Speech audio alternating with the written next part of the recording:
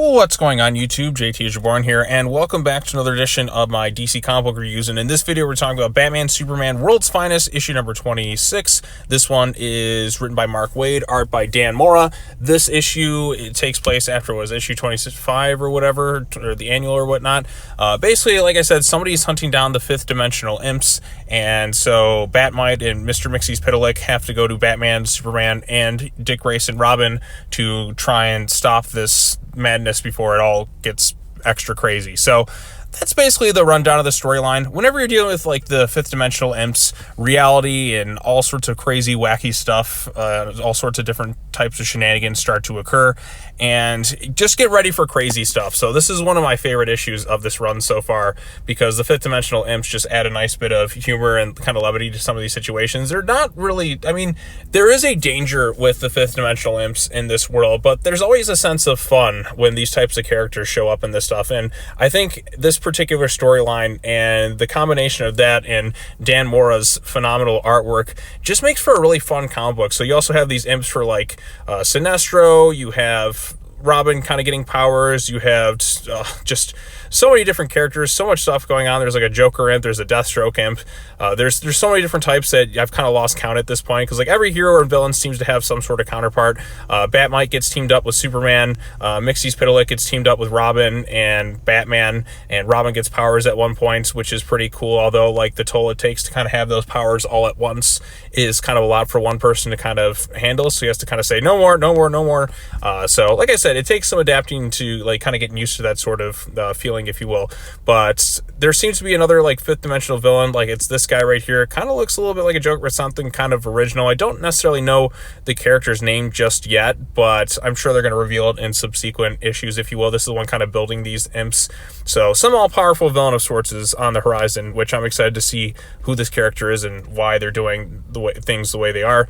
Then of course there's a parasite imp in that too that kind of leaves the issue on a bit of a crazy cliffhanger, and it just was a fun comic book to read. I mean, World's Finest, there's no bad issues of this run.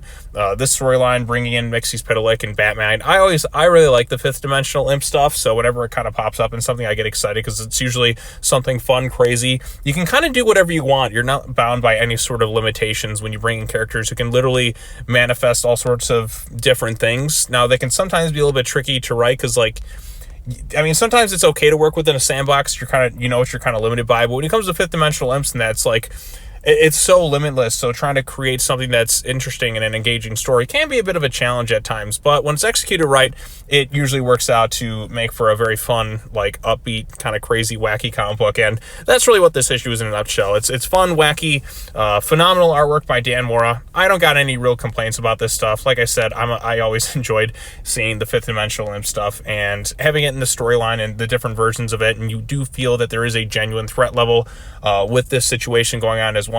So it's Batman Superman World's Finest. There's no bad issues. Every issue is usually pretty good. Even the weakest ones are still just good. This was a fun issue, and I'm excited to see where they go from there. So very short review. Not much else to really say about it. Like I said, there's some crazy, beautifully drawn visuals and kind of some wacky stuff that goes on in this comic book. And that's, like I said, that's when you bring in Mxyzptlk and Bat-Mite, you kind of know what you're getting into. So either you're for those types of stories or you're not. But if you're someone like me who likes that stuff, then you're probably going to come away enjoying this issue. If you don't like the fifth dimensional imp stuff, then this may be a bit more of a lesser read for someone, but only time will tell. Like I said, if you like that stuff, then this is for you. If you don't, then maybe not so much. But I mean, if you like fun comic books, this is one to check out, I suppose. But yeah, like I said, I don't have much else to say about it. It's straight to the point. I have no real major complaints about this stuff.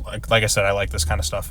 But anyways, that's pretty much it. What did you think of this issue? Post your comments down below. Be sure to like this video, share it with your friends, subscribe to the YouTube channel for more content, hit that bell for notifications. I think this is it in terms of the DC comic book reviews for this week. I'm sure I'll probably try to think of other videos to do in the meantime. But aside from that, thanks so much for watching. As always, take care now. Bye-bye then, and I will see you all in the next video. Peace out.